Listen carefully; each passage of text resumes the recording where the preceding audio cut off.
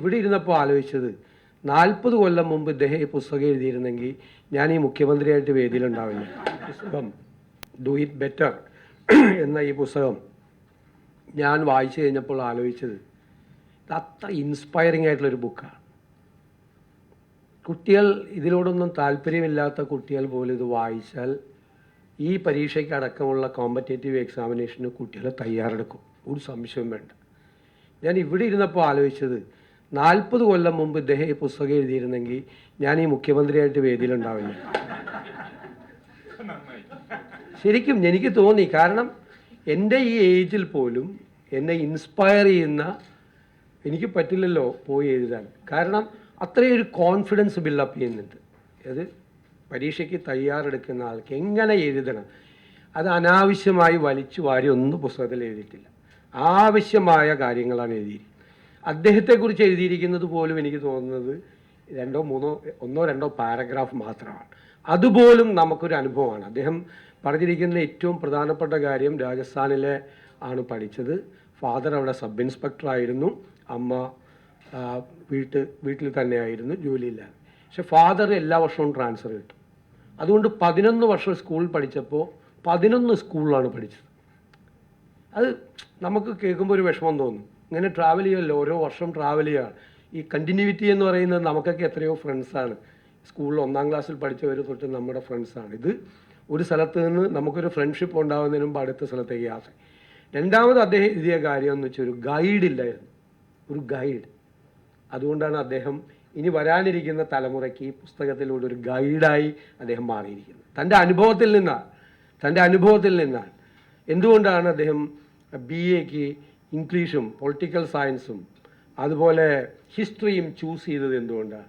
English language വളരെ പ്രധാനപ്പെട്ടതാണ്. ആ കമ്മ്യൂണിക്കേറ്റീവ് സ്കില്ലും ആ ലാംഗ്വേജിനുള്ള ഇതും കൂടുതൽ കിട്ടണമെന്ന് കരുതിയിട്ടാണ് ഇത് എടുത്തത്. അങ്ങനെ അദ്ദേഹം തുടങ്ങിയാണത് ഡിഗ്രിക്ക് ചേർന്നത്. പിന്നെ അതിനുശേഷം PGക്ക് എന്തുകൊണ്ട് ഹിസ്റ്ററി എടുത്തു? ഈ ബുക്ക് തന്നെ ഡെഡിക്കേറ്റ് ചെയ്തിരിക്കുന്ന ഒരു പ്രൊഫസർക്കാണ്, ഹിസ്റ്ററി പ്രൊഫസർക്കാണ്. അദ്ദേഹത്തെ ഹിസ്റ്ററിയോട് അത്രയും പാഷനേറ്റാക്കി മാറ്റിയൊരു പ്രൊഫസർക്കാണ് ചെയ്തിരിക്കുന്നത്. പിന്നെ അതിനുശേഷം പറയുന്ന ഏറ്റവും പ്രധാനപ്പെട്ട കാര്യം, 142 കോടി ജനങ്ങളുള്ള ഇന്ത്യയിൽ 40 കോടി പേർ ചെറുപ്പക്കാരാണ്. അതിലൊരു 15-20 ലക്ഷം പേരാണ് ഈ UPSC എക്സാം എഴുതാൻ വേണ്ടിയിട്ട് വരുന്നത്. ചിലപ്പോൾ ഒരു 10-15 ലക്ഷം പേരാണ് അതിൻ്റെ പ്രിലിംസ് എഴുതുന്നത്. പിന്നെ ഫൈനൽ എഴുതുമ്പോഴേക്കും അത് കുറേ കൂടി ഗണ്യമായൊരു 10,000-15,000 കുറയും. അതിൽ നിന്ന് 1000 പേരെയാണ് സെലക്ട് ചെയ്യുന്നത്. അത് ഗ്രേഡ് Aയിലും ഗ്രേഡ് Bയിലുമായി. അപ്പോൾ എത്ര വലിയൊരു പ്രോസസ്സാണ് അതിനകത്ത് നടക്കുന്നത്. എന്തുകൊണ്ടാണ് UPSCയുടെ ഈ എക്സാം എഴുതാൻ പോയതെന്നും കൂടി വിശദീകരിക്കുന്നുണ്ട്. അതൊക്കെ ഇന്നത്തെ കാലത്ത് ഭയങ്കര റെലവൻ്റാണ്. കാരണം അദ്ദേഹം രാജസ്ഥാൻ സിവിൽ സർവീസിൽ അങ്ങനത്തെ ഒരു ഇതുണ്ട്, ഇവിടുത്തെ നമ്മുടെ KAS പോലെ, അത് എഴുതി പരാജയപ്പെട്ടു. അതിനുശേഷം അദ്ദേഹം നോക്കിക്കഴിഞ്ഞപ്പോൾ ഇന്ത്യയിൽ നടക്കുന്ന ഏറ്റവും ട്രാൻസ്പെറൻ്റ് ആയിട്ടുള്ള എക്സാമിനേഷനാണ് സിവിൽ സർവീസ് എക്സാമിനേഷൻ. ഏറ്റവും ട്രാൻസ്പെറൻ്റായി നടക്കുന്നത്. ഇപ്പം മൊത്തം നീറ്റ് പരീക്ഷയുടെ വിവാദം, PSC സെലക്ഷൻ്റെ വിവാദമൊക്കെ നടക്കുന്ന കാലത്ത് ട്രാൻസ്പെറൻ്റായി നടക്കുന്ന ഒരു എക്സാമിനേഷൻ വലിയൊരു പ്രോസസ്സാണ്. ആ പ്രൊസീജിയർ എന്താണ്, ആ പ്രോസസ്സ് എന്താണ്, എനിക്ക് ഇത്രയും ഡീറ്റെയിൽസ് ഒന്നും നേരത്തെ അറിയില്ലായിരുന്നു. കുറച്ചൊക്കെ പ്രിലിംസ് എന്നൊക്കെ ഫൈനൽ എന്നൊക്കെ നമ്മളെല്ലാവരും പറയുന്ന കൂട്ടത്തിൽ ഇങ്ങനെ വെറുതെ അടിച്ചു വിടുമെന്നല്ലാതെ അതിൻ്റെ ഡീറ്റെയിൽസൊക്കെ ഞാനും ഇപ്പോഴാണ് സ്റ്റഡി ചെയ്യുന്നത്. അതിൻ്റെ അകത്ത് 11 പേപ്പേഴ്സ്, 4-5 ദിവസം എക്സാം അല്ലേ, അതിന് ഒരു 30 മണിക്കൂറാണ് യഥാർത്ഥത്തിൽ എക്സാം അല്ലേ, 2-3 hours എക്സാം. പിന്നെ അതിനുശേഷം പ്രിലിംസിൻ്റെ പ്രത്യേകത, പ്രിലിംസിന് വേണ്ടിയിട്ട് എങ്ങനെയാണ് തയ്യാറെടുക്കേണ്ടത്, ഫൈനൽ എക്സാമിനേഷന് വേണ്ടിയിട്ട് എങ്ങനെയാണ് തയ്യാറെടുക്കേണ്ടത് തുടങ്ങിയ മുഴുവൻ കാര്യങ്ങൾ, ഓപ്ഷണൽ സബ്ജക്റ്റ് എങ്ങനെയാണ് ചൂസ് ചെയ്യേണ്ടത് തുടങ്ങിയുള്ള മുഴുവൻ കാര്യങ്ങളും എക്സ്പ്ലെയിൻ ചെയ്ത് കൊടുക്കുകയാണ് കുട്ടികൾക്ക് കറക്റ്റായിട്ട്. എല്ലാ ഡീറ്റെയിൽസും പറയുന്നുണ്ട്. കുട്ടികൾക്ക് വേണ്ട ഇമോഷണൽ ഇൻ്റലിജൻസ്, മൾട്ടിപ്പിൾ ഇൻ്റലിജൻസ്, പിന്നെ വായന മാത്രം പോലും, വായന വേണം, നിർബന്ധമായിട്ട് വായിക്കണം, പുസ്തകങ്ങൾ വായിക്കണം, ന്യൂസ് പേപ്പർ വായിക്കണം. ന്യൂസ് പേപ്പറിൽ നിന്ന് എന്താണ് കിട്ടുന്നത്, പുസ്തകത്തിൽ നിന്നാണ് എന്താണ് കിട്ടുന്നത്, ഹൗ ടു റീഡ്, ഏറ്റവും വേഗത്തിൽ വായിക്കുന്നത് എങ്ങനെയാണ്. വേഗത്തിൽ വായിക്കുന്നതിനൊരു നാക്കുണ്ട്, ഞങ്ങൾക്കൊക്കെ ഉണ്ട്, ഞാൻ ആർക്കും പറഞ്ഞു കൊടുക്കാറില്ല. വേഗത്തിൽ പുസ്തകങ്ങൾ വായിക്കുന്നതിനൊരു ട്രിക്കുണ്ട്. അതിൽ 1-2 ട്രിക്ക് പറഞ്ഞിട്ടുണ്ട് ഇതിൻ്റെ അകത്ത്. എൻ്റെ കയ്യിൽ വേറെ 1-2 കൂടിയുണ്ട്. ഞങ്ങളൊന്നും ആർക്കും സുധീറിനൊക്കെ അത് അറിയാവുന്നതാണ്. ഞങ്ങൾ ആർക്കും അതിന് പറഞ്ഞു കൊടുക്കാറില്ല. വളരെ വേഗത്തിൽ പുസ്തകം വായിക്കാൻ വേണ്ടിയിട്ട് വെർട്ടിക്കലായിട്ട് ഹൊറിസോണ്ടലായി വായിക്കാതെ വെർട്ടിക്കലായിട്ട് വായിക്കുന്നത്, അഡ്ജക്റ്റീവ്സ് അവോയ്ഡ് ചെയ്യുന്നത് ഭയങ്കര ഇൻട്രസ്റ്റിംഗ് ആണ്. നമ്മളൊരു കുട്ടിയെ പോലെ ഇരുന്ന് നമ്മുടെ പ്രായം മറന്ന് നമ്മൾ ഈ പുസ്തകം വായിച്ചു. ഞാനിത് മുഴുവൻ കാണാതെ പറയാം, പക്ഷേ എല്ലാവരും പുസ്തകം മേടിക്കണം. പക്ഷേ ഞാൻ പറഞ്ഞിട്ട് അത് കേട്ട് ഇനി പുസ്തകം മേടിക്കണ്ടെന്ന് വിചാരിക്കരുത്. അങ്ങനെ രസകരമായിട്ടാണ് ഇത് പറയുന്നത്. മെമ്മറി എങ്ങനെയാണ് മെയിൻറ്റെയിൻ ചെയ്യേണ്ടത്. മെമ്മറി എന്ന് പറഞ്ഞാൽ അതൊരു ഭയങ്കര സംഭവമാണ്. ഇപ്പോൾ ഞാൻ ഇതൊക്കെ വായിച്ചിട്ട് കാണാതെ പറയണല്ലേ, അതൊരു വേറെ ട്രിക്കാണത്. മെമ്മറി നമ്മൾ അത് എപ്പോഴും നിൽക്കുക എന്ന് പറയുന്നത്. ഇപ്പോൾ ഞാൻ എപ്പോഴും തമാശയായിട്ട് കുട്ടികളോട് പറയും, നമ്മൾ ഒരു പുതിയ സ്കൂട്ടർ വാങ്ങിച്ചു, എന്നിട്ട് അത് വെറുതെ വച്ചിരിക്കുകയാണ്.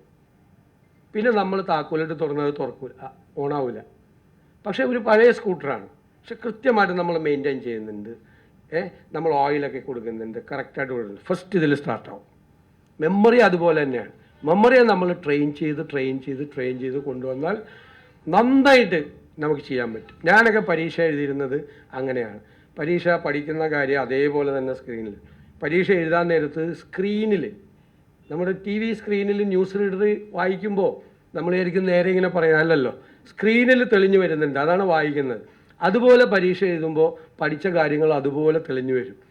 എന്നോട് എൻ്റെ ഒരു പ്രൊഫസർ ചോദിച്ചിട്ടുണ്ട്, കോപ്പി അടിച്ചാണെന്ന് സംശയിക്കും ആൾ. കാരണം ടെക്സ്റ്റ് ബുക്ക് അതുപോലെ തന്നെ ചിലപ്പോൾ വരും. അത് മെമ്മറി നമ്മൾ കുട്ടികൾക്ക് വളരെ പ്രധാനപ്പെട്ട ഉപദേശമാണ് അദ്ദേഹം നൽകുന്നത്.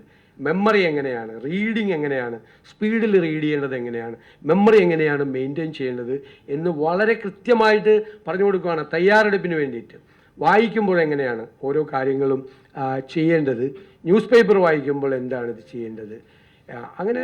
പിന്നെ ഇൻ്റർവ്യൂ എങ്ങനെയാണ് ഫേസ് ചെയ്യേണ്ടത്. എക്സാം എഴുതുമ്പോൾ ഹാൻഡ് റൈറ്റിങ്ങിനെ കുറിച്ച് വരെ പറയുന്നുണ്ട്. മൈന്യൂട്ട് ഡീറ്റെയിൽസാണ്. ചിലർ പറയും ഹാൻഡ് റൈറ്റിങ്ങിലൊന്നും കാര്യമില്ല എന്ന് പറയും.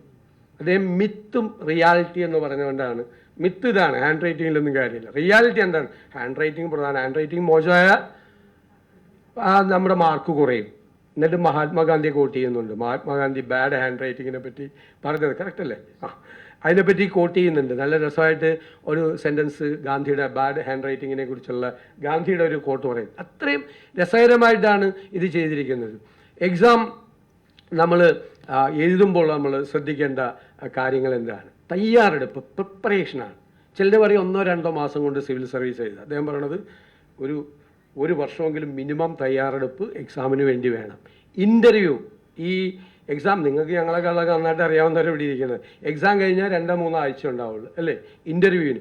കുറച്ച് സമയമല്ലേ, കുറച്ച് ഗ്യാപ്പ് ഉണ്ടാവുള്ളൂ എന്ന് പറയും. പക്ഷേ നേരത്തെ തൊട്ട് ഇൻ്റർവ്യൂ ഫേസ് ചെയ്യാൻ വേണ്ടിയിട്ട് 1 വർഷം മുമ്പേ അതിനുള്ള തയ്യാറെടുപ്പ് തുടങ്ങണം.